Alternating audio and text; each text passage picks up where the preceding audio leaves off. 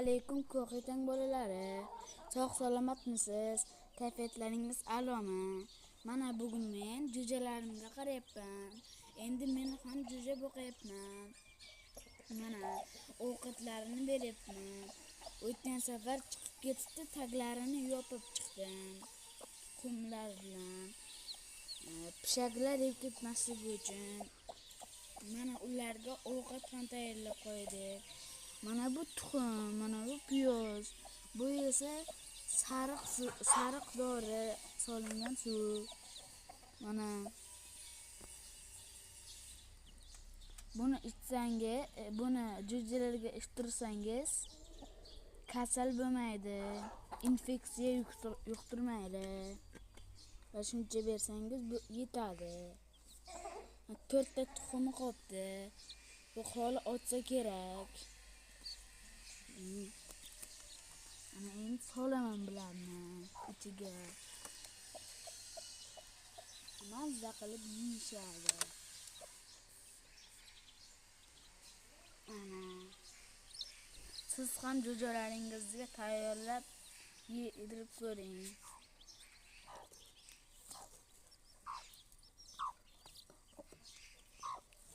Mana mazza qilib yeyishyapti.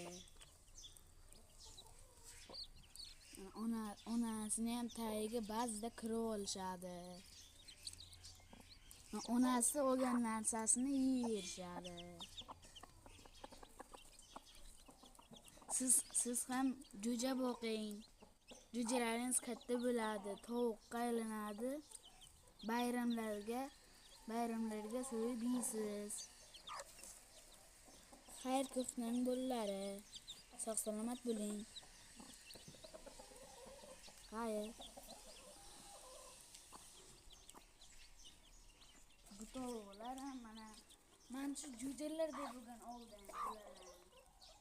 Mana sariqlari ham bor, har xil ranglar bor. Tuxumlardan ko'p tug'adi. Anorimiz ham hosil qildi, gulladi. Parvarishlarimiz uchun mana yaqinda mazza qilib yeymiz. Mana bu yoqqa ham ipladik, cho'q qildik pomidorlarimizni. Iplab chiqdik. Hech kim bossa hech narsa bo'lmaydi. Chunki biz cho'q qilamiz.